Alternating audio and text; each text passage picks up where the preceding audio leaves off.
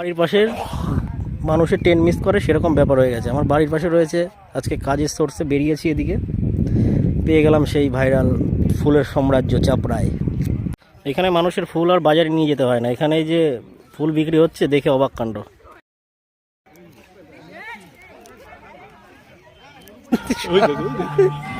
কাকা খুব ফর্মে আছে, এই সাবাস। পড়ে গেল হঠাৎ করে, এক বাড়ি মারবে একজন পদে, এই সাবাস, আগ দিয়ে বসান দিয়েছে রে, খেপে গেছে পুরো। পেপার টেপার নিয়ে বাড়া, এটো ফেটো নিয়ে কি করছে ওরা, পাগল চুদা ওরা। ঠিক একদম পুরো ফুলের বাগানের মাঝখানে আবার একটা পুকুর আছে, মানে জায়গাটা, ও সরি সরি সরি সরি, একটা মন্দির, আমি বুঝতে পারিনি, ঠাকুর। মানুষের বাহার, এখানেই পিকনিক হচ্ছে আবার বিনা।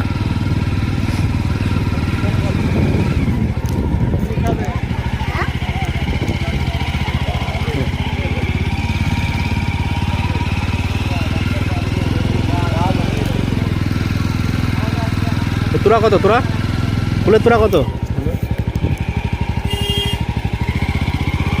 আস্তে আস্তে সাইড কাকা কত? ফোনপে আছে, ফোনপে আছে, অনলাইন হবে? ফুলের ভিডিও এমনি ভালো আসে। হ্যাঁ ভাইপো, ভালো আছে তো? ভালো আছে ভাইপো, বেচা কেনা ভালো আছে তার মানে।